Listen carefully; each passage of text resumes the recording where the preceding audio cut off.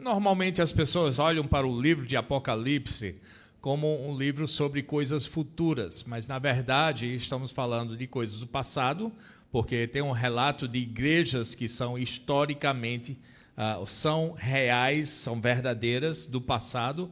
Falamos também, daqui para frente, nós vamos falar de coisas que acontecem no presente, lá ao redor do trono de Deus, e estaremos também pregando e falando sobre futuros eventos. Então, é um livro que comporta o passado, o presente e o futuro. E precisamos sempre lembrar disso na nossa hermenêutica em relação ao livro de Apocalipse. Mas aqui nós temos Cristo em sua igreja, falando à sua igreja. E essas igrejas que nós temos aqui no capítulo 2 e no capítulo 3 de Apocalipse estão localizadas ou estavam localizadas na província de Ásia Menor. Então, hoje em dia é a atual Turquia. Essas igrejas foram estabelecidas através da igreja de Éfeso. Então, foram projetos de implantação de igrejas que começou com o trabalho do apóstolo Paulo na cidade de Éfeso. Eu tive o privilégio de poder estar em Éfeso alguns anos atrás. É fascinante aquele local e como Deus realmente se estabeleceu com a sua igreja num lugar muito difícil, porque era anticristão. Tanto é que nós vamos ver como Paulo teve problemas na igreja de Éfeso. Se você for para o livro de Atos, vocês vão ver uma grande perseguição. Mas foi através daquela igreja em Éfeso que mais 6 igrejas foram estabelecidas. Na verdade, foram muitas igrejas. Se voltamos para Atos 19, versículo 10, pode ver que espalhou-se pela região toda, e todos, diz o texto, todos os judeus e gregos ouviram o evangelho. Então, nessa região, a gente nem pode falar isso de Recife, que todos aqui, moradores, habitantes de Recife, já ouviram o evangelho. Mas o texto diz, todos judeus e gregos da província ouviram. E agora já se passaram 30 anos. No relato de João escrevendo o livro de Apocalipse, já se passou 30 anos desde a fundação dessas 7 igrejas. E nós temos igrejas que já estão se estabelecendo com a sua personalidade, com o seu caráter, e cada igreja vai ter um visual um pouquinho diferente. Em meio à grande perseguição, em meio a condições hostis, os apóstolos estão mortos, João exilado. Agora nós temos mensageiros que estão chegando para a ilha de Patmos, que vão levar uma mensagem para as suas igrejas em particular. E esses mensageiros são chamados de anjos aqui. Não anjos literais, como aqueles anjos espirituais que estão no céu, ao redor do trono de Deus, mas esses anjos são mensageiros, pessoas que estão chegando na ilha de Patmos, vão receber uma mensagem que é para ser levada, uma mensagem de Cristo para cada uma daquelas igrejas. E João vai relatar essa visão que ele teve para cada um dos anjos. São igrejas únicas, mas são um tipo de igreja que existe em todos os períodos da história. São igrejas que você pode ver o mesmo caráter hoje em dia, como nós podemos ver em momentos históricos diferentes, com as mesmas características. Então, pode-se dizer que essas mensagens dadas aos anjos, são mensagens atemporais, fora do seu tempo. Porque a mesma mensagem que é dada para cada uma dessas igrejas no tempo de João, pode ser falada para muitas igrejas hoje em dia. E são mensagens que nós precisamos, como a igreja de Jesus Cristo, precisamos escutar com muita atenção, para não cairmos no mesmo erro de alguns desses. Então, com isso, vamos ler Apocalipse, capítulo 3, versículos de 1 a 6. Nós chegamos agora na 5ª igreja que nós estamos estudando nesse roteiro postal, né, do apóstolo Paulo aqui, que ele está escrevendo. Apocalipse 3, de 1 a 6, diz o seguinte: Ao anjo da igreja em Sardes, escreva: Estas são as palavras daquele que tem os 7 Espíritos de Deus e as 7 estrelas. Conheço as suas obras. Você tem fama de estar vivo, mas está morto. Esteja atento. Fortaleça o que resta e que estava para morrer, pois não achei suas obras perfeitas aos olhos do meu Deus. Lembre-se, portanto, do que você recebeu e ouviu. Obedeça e arrependa-se. Mas se você não estiver atento, virei como ladrão e você não saberá a que hora virei contra você. No entanto, você tem aí em Sardes uns poucos que não contaminaram as suas vestes. Eles andarão comigo vestidos de branco, pois são dignos. O vencedor será igualmente vestido de branco. Jamais apagarei o seu nome do livro da vida, mas o reconhecerei diante do meu Pai e dos seus anjos. Aquele que tem ouvidos, ouça o que o Espírito diz às igrejas. É uma história triste, uma história de uma igreja morta, uma igreja que não tem vida. E o pior, talvez, a pior coisa que pode se dizer a respeito de uma igreja: aquela igreja está morta, aquela igreja está morta na videira, aquela igreja não tem vida. Porque nós, componentes da igreja, nós que somos tementes a Deus, nós que somos servos de Jesus Cristo, a nós foi dado vida, e foi dado vida em abundância. Nós temos a esperança da eterna glória, nós temos a esperança de vida eterna. Como se pode chamar de morto uma igreja? É porque a igreja está morta mesmo, não tem vida. Não tem essa vida em abundância, e essa igreja é uma ilustração para todos nós de como não podemos chegar, em que momento não podemos chegar.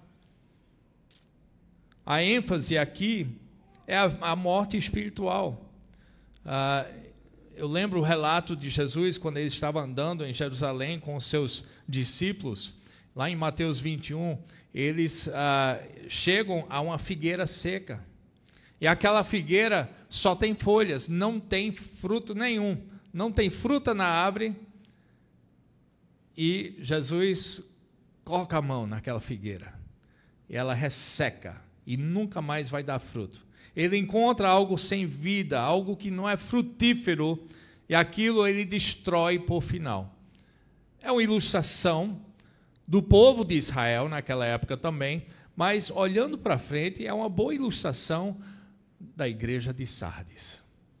Aquilo que não tem vida, só resta um pouco de esperança lá. Por fim, Jesus vai chegar como ladrão na noite, colocará a sua mão destruidora e vai dar fim àquela igreja. Então nós vamos ver o fim que realmente vai dar essa igreja daqui a pouco. Mas é uma igreja morta, vivendo uma vida falsa. O que não estava morto estava prestes a morrer. Se você fosse escrever uma carta para uma igreja dessa, o que se pode dizer de uma igreja que sucumbiu à pressão do mundo? Eles deixaram o mundo entrar na igreja. Eles adotaram o mundo, eles toleraram o pecado, e nós vimos isso na semana passada. Eles acumularam, parece, os problemas de todas as igrejas. Não existe um problema específico, a não ser que é o resultado, que estão mortos, mas a gente não vê aqui realmente o que foi que aconteceu. As outras igrejas que foram condenadas, uma abandonou o seu primeiro amor, em Éfeso. Uma cortejou o mundo, como Pérgamo. Outro tolerou o pecado, como Tiatira. Mas aqui nós temos uma igreja que simplesmente é determinada e chamada de morta. O que levou essa igreja até esse ponto? Então vamos pegar frase por frase aqui, vamos ver o teor da carta, vamos ver o que está acontecendo aqui. E todas essas cartas têm realmente um esboço bem parecido. Tem uma introdução, tem uma condenação, geralmente tem alguns requisitos ou recomendações dadas às igrejas, e aqui não muda muito. No versículo 4 do capítulo 1, nós temos uma introdução que vai ser retirada para todas as igrejas, que diz ali no capítulo 1, versículo 4, aquele que tem os 7 Espíritos de Deus. Os 7 Espíritos de Deus. E as cartas vão continuar com essa mesma introdução, mas o que é que são, ou quem são esses 7 Espíritos de Deus? Deus não tem um Espírito Santo só, não é um Espírito só que se pode tratar, e essa frase vai ser usada em alguns momentos durante o relato de Apocalipse. Nós podemos ver no capítulo 4, vai falar a mesma coisa, os 7 Espíritos, 4, 5. No capítulo 5, versículo 6, nós temos os 7 Espíritos. Então, quando tem algo, e vai ser uma parte da nossa hermenêutica, que não conhecemos bem, que talvez não sabemos explicar bem, o que é que a gente faz? Nós vamos para textos comparativos. Nós vamos para textos em outros lugares da Bíblia para explicar e explanar o que é que está acontecendo aqui. E talvez um dos melhores textos que nós podemos voltar lá no Antigo Testamento para entender esses 7 Espíritos é Isaías 11, versículo 2. Então, voltem para Isaías, vou pedir para vocês realmente abrirem Isaías, capítulo 11, versículo 2. Há uma identificação do Espírito Santo aqui que inclui ou possui múltiplos aspectos aí do seu espírito.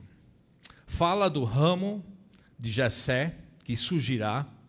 Diz em versículo 1, um ramo surgirá do tronco de Jessé e das suas raízes brotará um renovo.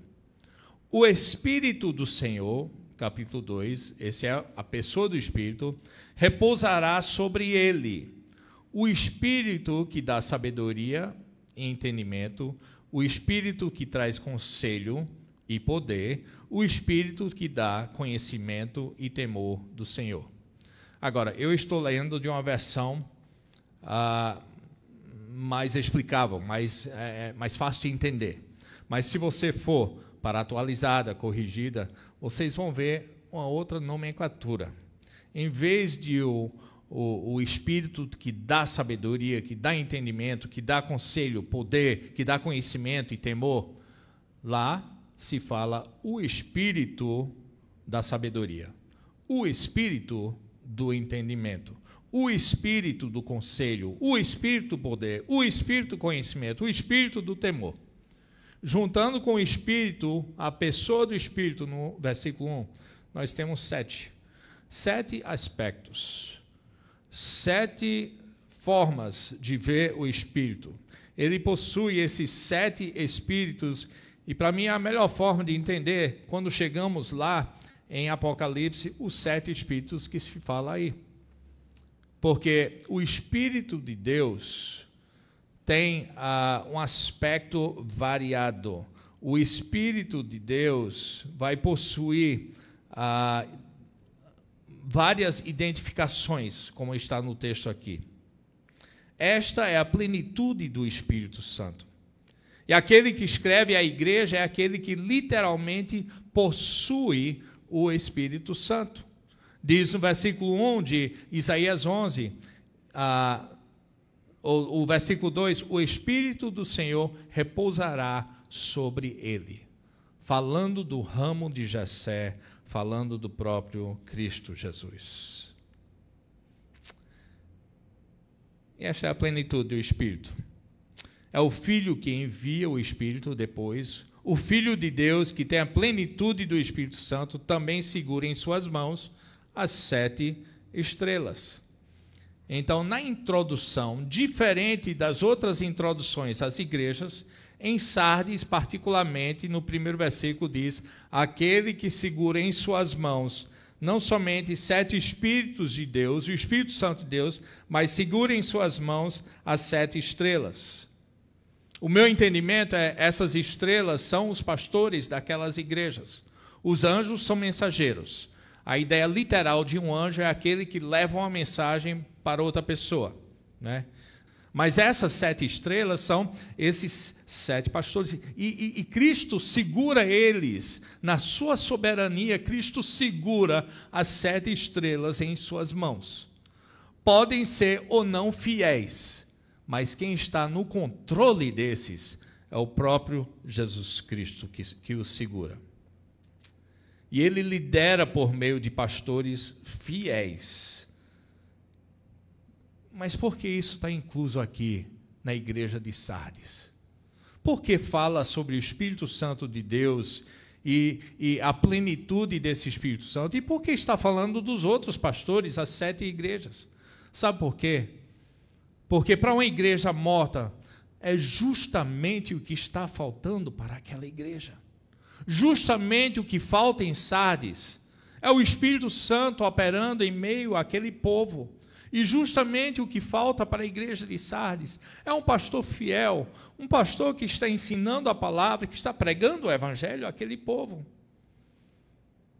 E, meus amados, nós conhecemos muitas igrejas assim, onde está faltando o Espírito Santo, embora eles falam em nome do Espírito Santo todo dia. Onde está faltando uma pregação fiel à palavra de Deus, ao evangelho, uma palavra que é concentrada no evangelho de Jesus Cristo. E é o que está faltando aqui. Logo na introdução nós temos essa ideia que justamente o que está faltando é o que a visão feita para João está olhando. Eles perderam o Espírito Santo e a liderança fiel. Estão sendo liderados por falsos líderes desprovidos do Espírito Santo.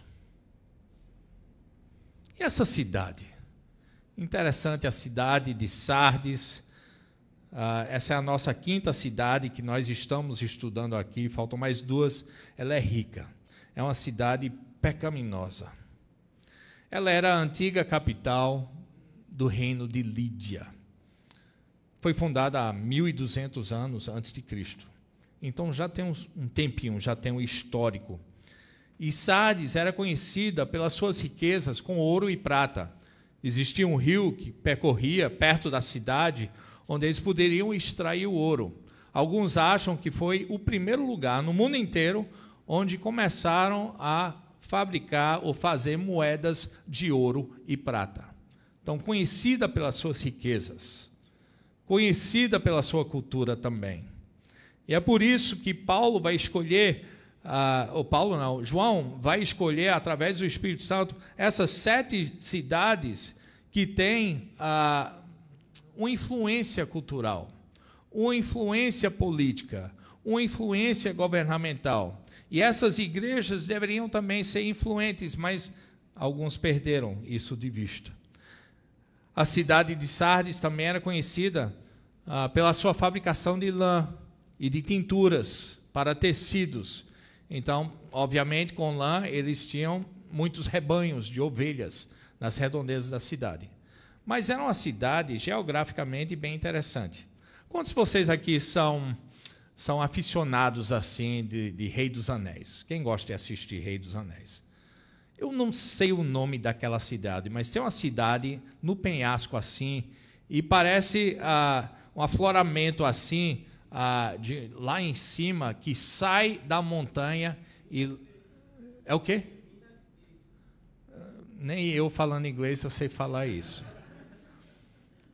Formidável a cidade. Eu dou uma pausa aí no filme e eu assisto, rapaz, eu queria morar num lugar como esse. Sabe uma coisa? Essa era a cidade de Sardes. Naquele penhasco tem aquele afloramento rochoso que sai assim, a 450 metros acima do nível do mar. É uma cidade que não poderia ser conquistada. Inconquistável. Quer dizer, todos achavam, né? Uma cidade rica, que tinha posses, mas era uma cidade que foi conquistada assim. Meados ano 559, por um império mal conhecido naquela época, o Império Persa. Foi a primeira conquista daquela cidade. E tanto é que as cidades da vizinhança ficaram surpresas assim. O quê? Sardes? Sardes foi conquistado? Sim, Sardes.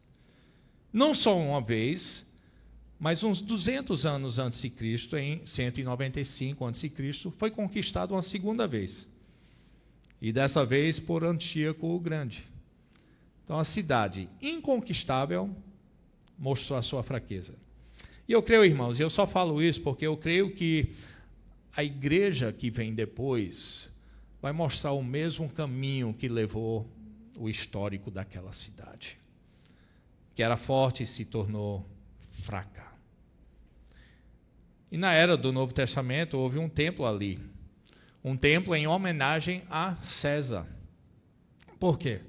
Depois que Antíoco conquistou aquela cidade, os romanos vieram e reconstruíram. Pior ainda, durante a vida de Cristo, em 17, houve um grande terremoto. E a igreja estava lá. Não, ainda não. Só vem depois. Vamos pensar na história. 17, depois de Cristo, Cristo vem, morre na sua vida. Nos anos 70, mais ou menos, essa igreja vai ser fundada. 30 anos depois, na idade bem madura de João, ele escreve sobre essa igreja. Então, nós estamos falando do auge dessa igreja,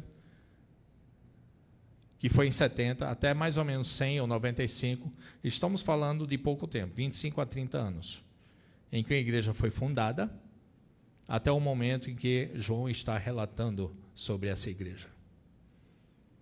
Menos anos do que eu tenho como pastor.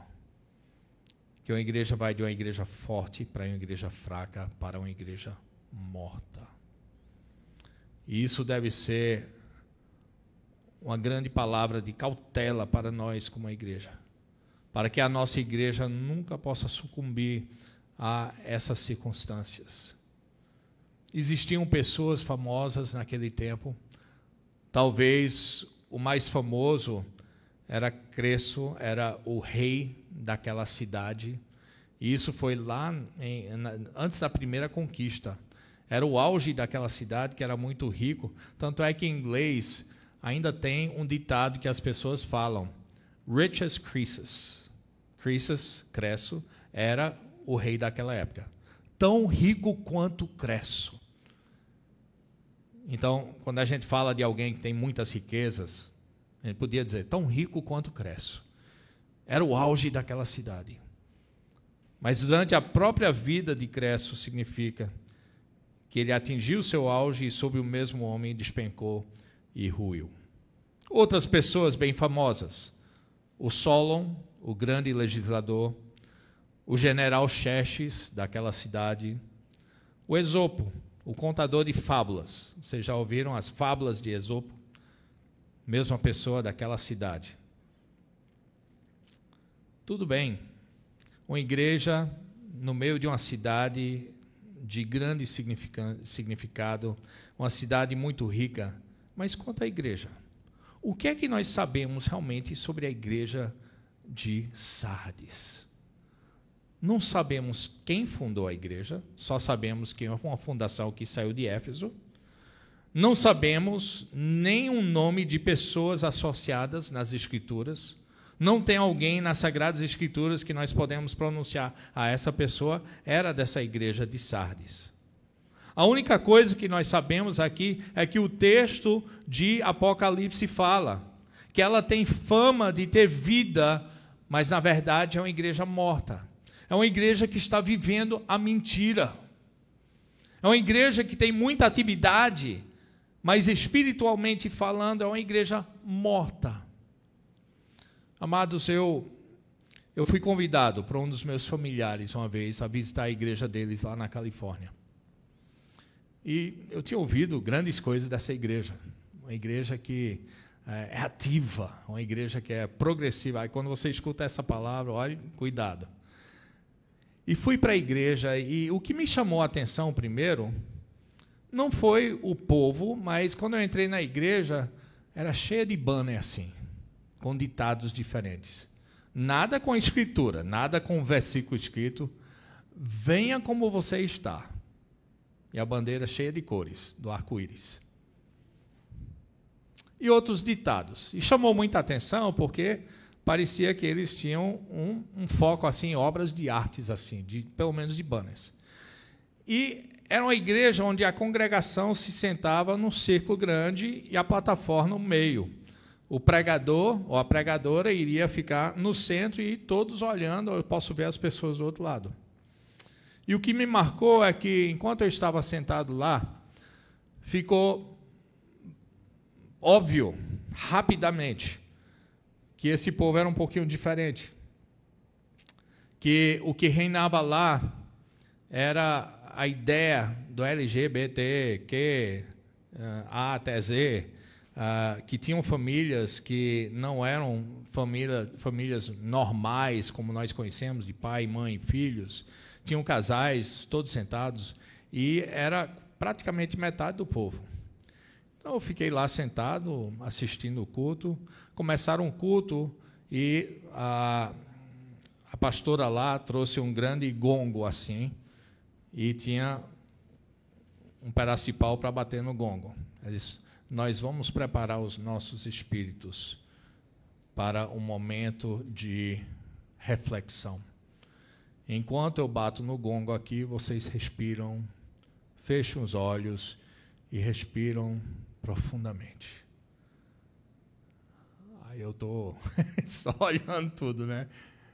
Aí teve essa dinâmica de respiração. Teve uma música que alguém da igreja escreveu. Incluso na música falava mais sobre o pai do tempo e a mãe natureza do que a pessoa de Jesus Cristo. Não tinha nada que remetia ao Evangelho. A pessoa convidada naquele dia não era o pastor da igreja, ele estava de férias. Chegou lá e essa mulher deu uma homilia, simplesmente, falando sobre os talentos, a parábola dos talentos. E nem uma sequer vez mencionou o nome de Jesus Cristo. E eu saí de lá com vazio no meu coração. Embora tinha muita atividade, o que eu encontrei foi uma igreja morta. Não tinha nada a ver com a igreja do nosso Senhor Jesus Cristo. Eu fiquei triste. Triste por meus familiares, triste pela falta de perspicácia do povo da igreja, triste porque eu não vi evidência do Espírito Santo naquela igreja. E nós temos uma igreja aqui que talvez não tinha aqueles aspectos, mas também não tinha nada que podia se mencionar. Não há menção aqui de perseguição contra essa igreja, nenhuma menção de teologia ruim, nenhuma menção de falsos mestres, nenhuma menção de qualquer comprometimento específico com o mundo, nenhuma menção de qualquer pecado. Mas eu creio que a igreja absorveu tudo isso. Eu creio que foi um conjunto de tudo que estava acontecendo e evidências das outras igrejas. Normalmente, quando João registra as cartas às igrejas, ele começa com elogios, mas não aqui. Não há elogio. Parece que tem vida, né? Tem fama de vida, mas isso não é um elogio. Ele começa já com a condenação no versículo 2. Não achei as tuas obras perfeitas diante do nosso Deus. Não achei as suas obras perfeitas aos olhos do meu Deus. Perfeitas significa satisfatórios, aceitáveis, obras realizadoras. Não havia nada disso, não há nada de ser elogiado nessa igreja mundana, contaminada, decadente e desintegrada. É como qualquer igreja liberal que nega a Bíblia, que nega a Cristo e que nega o Evangelho. E eu creio que existe uma razão. Existe uma razão específica. E talvez a gente podia argumentar aqui sobre quais razões, o que é que levou essa igreja a isso. A gente pode reduzir e resumir para uma coisa só. É o pecado. O que traz a morte é o pecado. Paulo diz em Efésios 2:1, eles estão mortos em delitos e pecados. E é aí que a morte é definida. Morte no pecado. O pecado veio ao mundo pela primeira vez, e a condenação, ou o salário desse pecado é a morte espiritual. Colossenses 2:13, Paulo diz, mortos em transgressões e na incircuncisão da vossa carne, mortos em delitos, mortos em pecado, mortos em transgressões. Esta é uma igreja cheia de pessoas não convertidas. Todos nós conhecemos algumas igrejas assim. Mas isso aconteceu apenas 30 anos depois da fundação dela. 30 anos. Amados, o meu maior desejo é que daqui a 30 anos, a Igreja Batista Redenção de Recife seja conhecida, se Cristo tardar, seja reconhecida como uma igreja viva e eficaz. Uma igreja implantadora de muitas igrejas filhas. Uma igreja que tem um efeito mundial em missões locais, missões internacionais. Uma igreja que move dentro dessa cidade em ação social, ajudando os necessitados. Uma igreja que é um porto seguro aqui na nossa cidade. Esse é o nosso desejo. Mas vamos tomar cuidado, irmãos. Não vamos ser um Sardes da vida.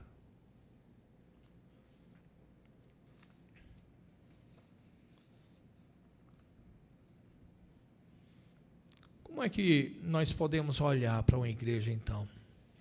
Como é que nós, como seres humanos, como tementes a Deus, nós olhamos para uma igreja e a gente pode identificar como uma igreja morta? Uma igreja que está caminhando para a morte. Uma igreja que está no precipício, está na beira da morte. Como é que nós identificamos isso?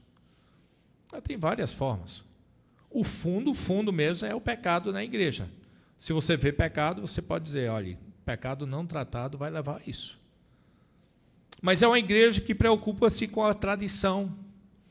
São igrejas que preocupam-se com forma, com liturgia, com o bem-estar, com os males sociais, com a tolerância ao pecado, com sistemas, com as coisas materiais. Mas é também uma igreja que não proclama o Evangelho. A nossa intenção aqui como pastores é que toda vez que nós chegamos a essa mesa sagrada, nós estamos relatando o Evangelho de Jesus Cristo. Seja em Apocalipse ou seja no livro de Levítico. Nós estamos proclamando Cristo nas suas Escrituras. É uma igreja que não busca a santidade, que não defende as Escrituras como absolutas de Deus. E o que é que mata a igreja são os pecados, são os delitos. São pecados nos membros, pecados nos líderes. São pecados de comissão, pecados cometidos e pecados de omissão. A base, a raiz é o pecado. E pouco a pouco o pecado mata. Mata a vontade porque se torna um hábito. Mata os sentimentos porque a pessoa se torna endurecida. Mata o caráter porque nos tornamos cauterizados e pervertidos. O poder assassino do pecado tem seu efeito na igreja. E quando acumulamos incrédulos sem um convite para arrependimento, quando acumulamos incrédulos sem um convite para arrependimento, jaz o pecado. E algumas igrejas até colocam na sua liderança. Nós precisamos de um porto seguro, onde sim, vem como estás. Vem, porque nós chegamos aqui pecadores também. Eu, pastor Marcelo Ramos, nós somos pecadores. Mas nós somos pecadores perdoados pela obra de Jesus Cristo e por Cristo. E nós queremos que vocês venham aqui para essa igreja para encontrar essa esperança também. Mas se deixar do jeito que está, venha como estás, mas dobre o joelho agora. Dobre o joelho diante de Jesus Cristo. Arrependa-se do seu mal, como nós também tivemos que fazer. Arrependa-se diante do trono de Jesus Cristo, porque você precisa do perdão que os perdoa desse pecado. O Espírito Santo, falando através de Jesus Cristo, diz: eu conheço as tuas obras para Sardes. Deus conhece as nossas obras. Deus conhece as nossas obras.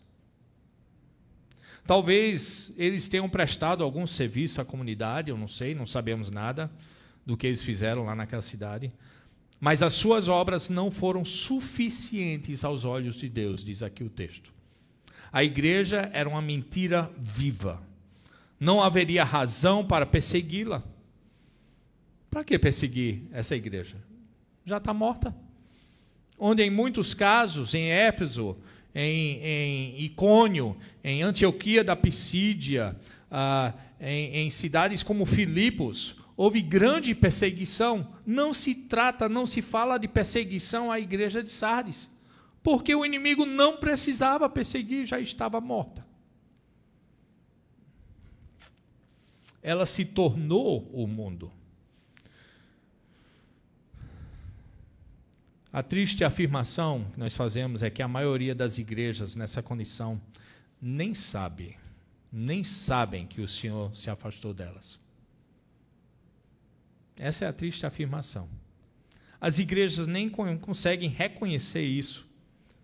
E nós vivemos num país com centenas de igrejas assim. Não sei se vocês viram os índices que saíram aí sobre o evangelho no Brasil. E a comparação de percentuais de evangélicos agora para católicos, para outros grupos. E o percentual subiu para o quê? 40%, 45%, nem sei. Mas um grande índice. Mas a grande pergunta é, será que nós estamos gerando apenas evangélicos não praticantes? Isso é um paradoxo. A gente sempre falava sobre os católicos não praticantes, né? Tem aqueles que são assíduos de pé roxo e aqueles não praticantes. E a gente até que quase que ria quando a gente falava esse termo, os não praticantes. Quantos evangélicos não praticantes nós temos hoje? Que se dizem evangélicos, mas estão vivendo uma mentira? Estão mortos na videira. Mas há um pontinho de luz aqui no túnel. Esse túnel de escuridão, no versículo 4, existe um pontinho aqui que dá grande, grande esperança. No entanto, você tem aí em Sardes uns poucos que não contaminaram as suas vestes. Eles andarão comigo vestidos de branco, pois são dignos. E essa é uma descrição de crentes verdadeiros. Seja qual for a realidade da igreja, sempre há algum crente lá dentro. Aquela era a única opção para esse povo. Lembra aí, que olhando para a cidade de Sardes, não é que eles tinham muitas denominações, que tinham muitas igrejas, tinha uma igreja de Sardes. Esse é o único lugar que eles podem reunir com outros santos para poderem louvar a Deus e escutar a palavra. A palavra não estava sendo pregada, mas mesmo assim existia poucos, alguns poucos que estavam lá, que permaneceram fiéis. E nós podemos falar muito da teologia dos remanescentes. Em toda era teremos, futuramente, e tivemos no passado, um remanescente fiel dentro da igreja. Nós temos isso em Ezequiel 14, nós podemos ler sobre o remanescente em Romanos 11, mas sempre haverá um remanescente. Alguns imaculados pelo mundo, alguns genuínos entre os hipócritas, alguns que são humildes entre os orgulhosos, alguns espirituais entre os carnais, alguns separados entre os mundanos. Sempre haverá um remanescente. E eu posso dizer para vocês, irmãos, a vida agora de igreja para a gente está fácil. Está fácil. Mas haverá um período em que nós precisaremos apertar os cintos, porque vem a perseguição. Talvez seja em nossa geração. No mínimo, preparamos os nossos filhos para isso. Mas pode ter certeza que a perseguição vem e nós vamos ter que apertar os cintos. E será que nós seremos os remanescentes? Será que nós, eu e cada um de vocês, faremos parte de um grupo remanescente de fiéis a Deus, apesar das circunstâncias?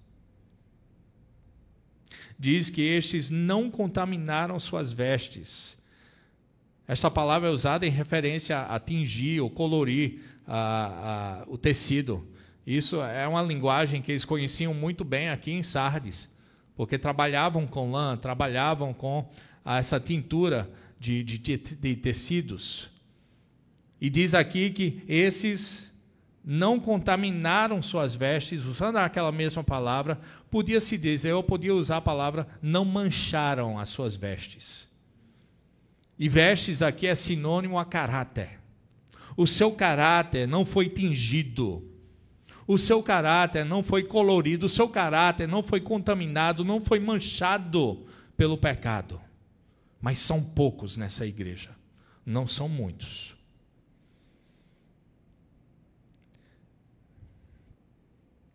Nós temos e veremos aqui para frente em Apocalipse alguns instantes onde as pessoas estão vestidas de branco. E até no mundo pagão daquela época, sendo vestido de branco era uma apresentação pura.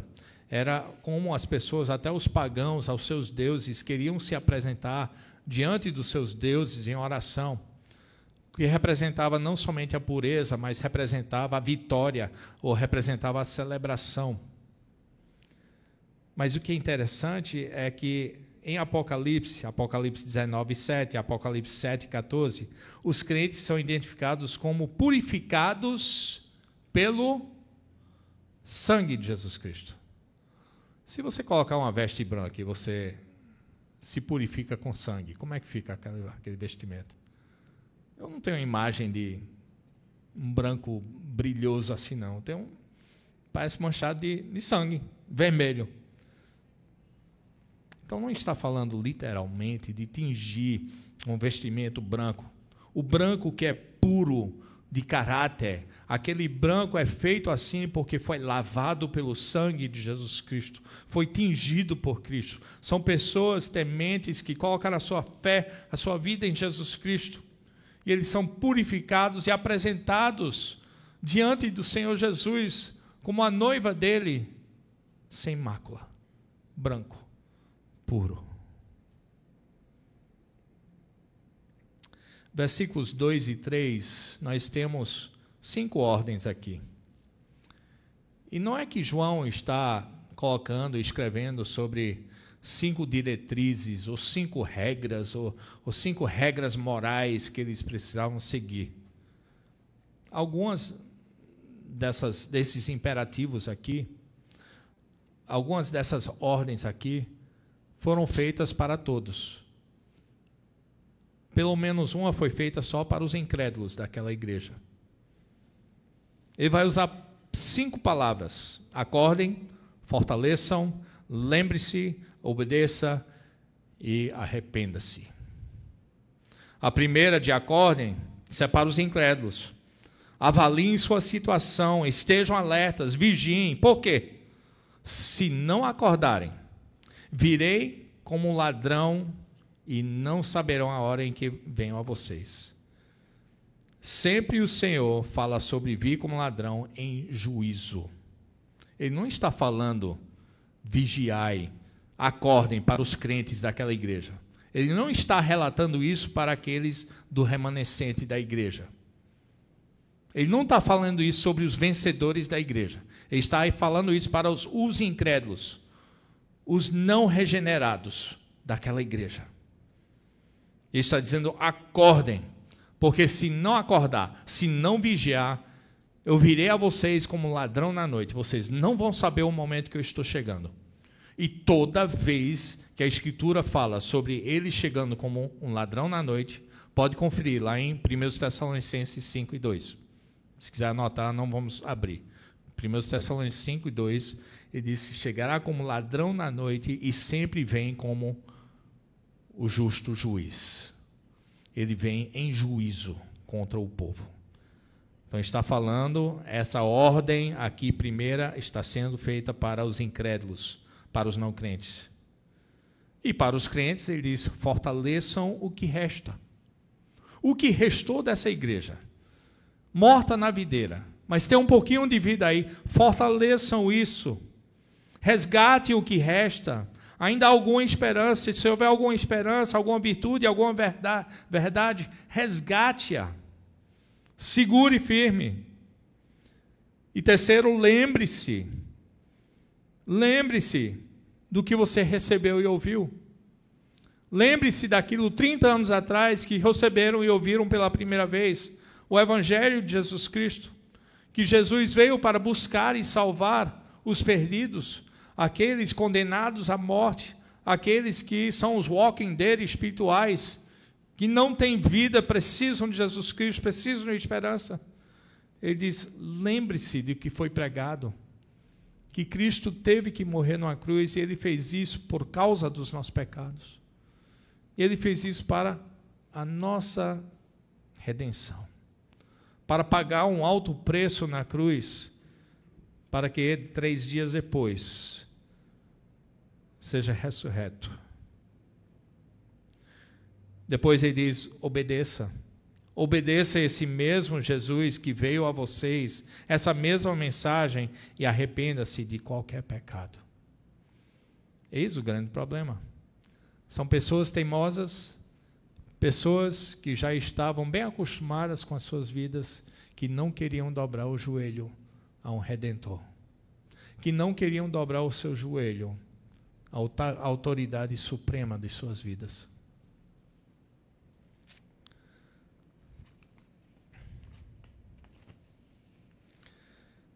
Sempre no final da carta tem promessas. Promessas feitas. Podem ser promessas de condenação, podem ser promessas de algo que vai acontecer, negativo ou positivo.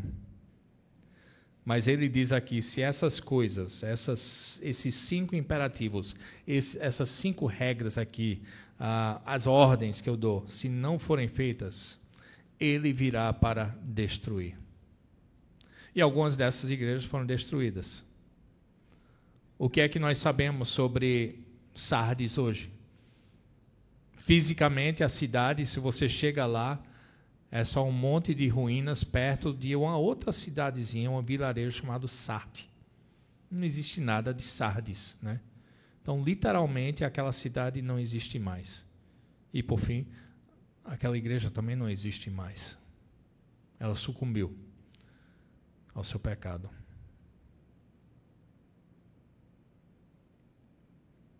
Em versículo 5, João, na sua carta, oferece uma palavra final de conselho ou de promessa. Ele fala sobre o vencedor. Diz aqui, o vencedor será igualmente vestido de branco.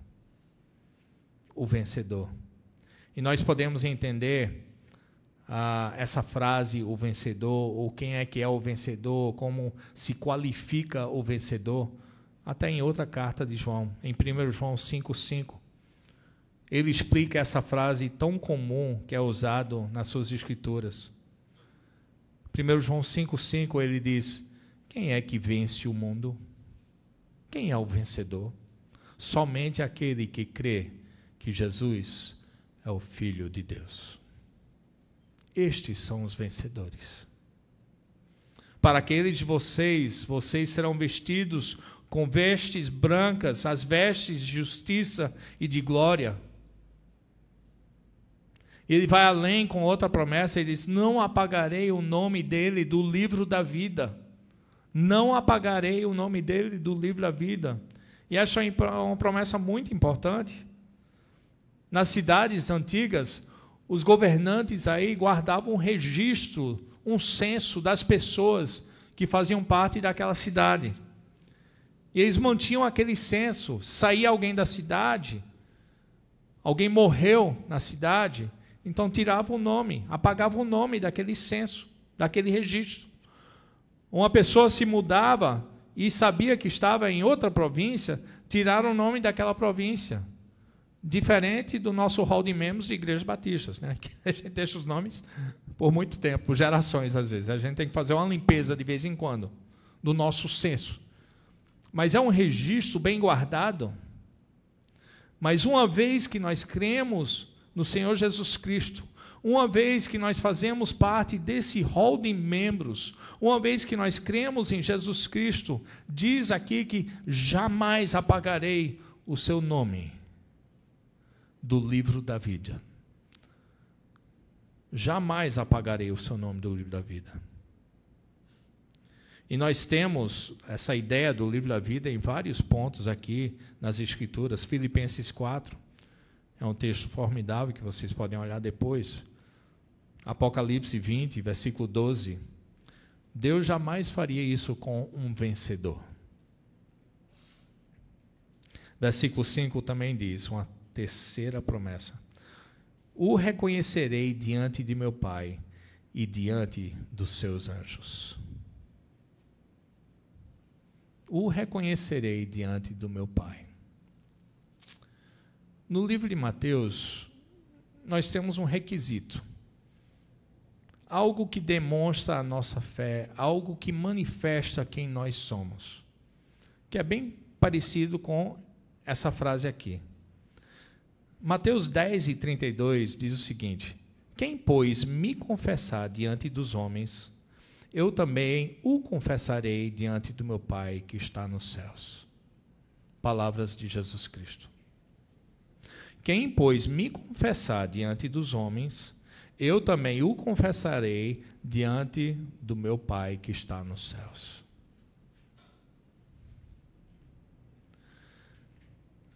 Mais em frente, e Marcelo, na escola dominical, ele relatou um texto um pouquinho difícil, às vezes, para interpretar, de Apocalipse 12. Eu já usei esse texto para um sermão de Natal, Marcelo. Natal nos bastidores.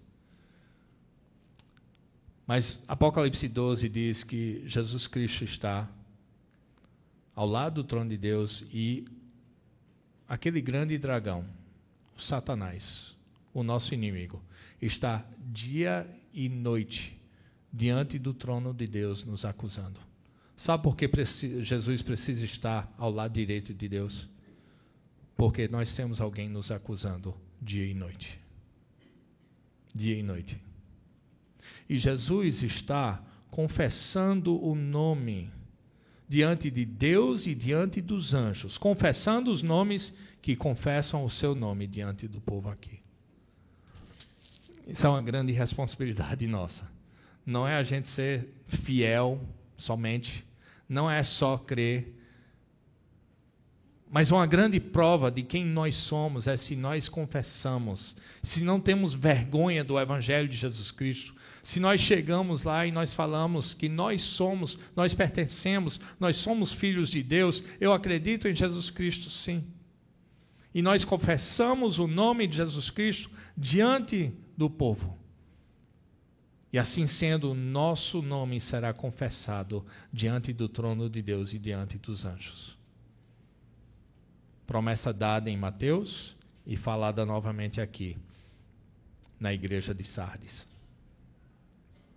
E talvez a palavra final para a gente é, se esse texto é atemporal, se esse texto e as ordens aqui são para todos os tempos, porque nós aprendemos com ilustrações, verdades do passado, nós aprendemos com o erro dos outros. Ele usa uma palavra aqui em versículo 16, ele diz, aquele que tem ouvidos, o quê? Ouça. Você tem ouvidos? Você tem ouvidos? Aquele que tem ouvidos, inclui todos, ninguém está fora. Ouça. Mas muito além de ouça, faça. Faça. Seja aquele que está acordado, vigiando, que fortalece no seu coração, na sua mente, e guarda lá tudo que já foi aprendido, que lembra dos fatos, lembra quem é Cristo, o que Ele fez, que obedece, está sempre vivendo uma atitude de arrependimento diante do trono de Deus. Ouça. Eu louvo a Deus que a nossa igreja é viva. Eu louvo a Deus que eu sinto, pelo meu discernimento, que nós temos uma igreja viva. Mas seria uma mentira dizer que é 100% assim. Eu tenho certeza que tem pessoas que talvez não estão vestidos de branco. Eu tenho certeza que existe pecado em nosso meio. Seria uma mentira dizer que não tem. Pecado não confessado. E há um momento em que cada um aqui precisa chegar diante de Deus, vigiando, lembrando que eu não preciso vigiar a vida dos outros. Eu preciso olhar para a minha vida. Eu preciso lembrar o que Cristo fez por mim. Eu preciso ter uma atitude de arrependimento diante do trono de Deus. Porque eu não quero fazer parte, eu não quero ser a razão de uma igreja ser chamada uma igreja morta. Eu não quero ser partido disso. Eu quero que Jesus me encontre, um servo fiel. E um dia Ele vai me receber em seus braços. Ele vai dizer: bom trabalho, servo fiel, Daniel. Então vigiai a sua vida, a sua família, a nossa família espiritual. Vamos proteger um ao outro para que isso nunca aconteça conosco. Porque no momento que Deus afasta o seu espírito da igreja, muitos da igreja nem reconhecem, nem sabem que aconteceu. Porque já está morta. Que nós possamos ser encontrados diante do noivo, como uma noiva sem mácula, uma noiva vestida de branco, apresentando as nossas obras diante dele, confessando diariamente que Ele é o Cristo, o Senhor. Vamos orar. Santo e eterno Deus, obrigado, Senhor, pela a sua graça em nossas vidas, e nós queremos ser também pessoas que transmitem a sua graça para outros, bons dispenseiros da sua multiforme graça. Ó Pai, que diante da nossa confissão, nós confessamos o nosso pecado diante de Ti e nós recebemos o milagre de salvação, apesar dos nossos pecados. Tudo que nós cometemos, que pensamos, que achamos, pecados cometidos e pecados de omissão, são perdoados na sua cruz. Então nós confessamos diante de Ti primeiro, mas também confessamos o Seu nome neste mundo. Nós confessamos às pessoas que o Senhor é o Jesus Cristo, ungido de Deus, que veio a esse mundo para morrer pelos nossos pecados como nosso substituto, para que possamos ter grande redenção, que a redenção seja a nossa maior mensagem para o mundo, não algo que nós colocamos apenas na nossa placa, mas o que carregamos em nossos corações, em nome de Jesus. Amém.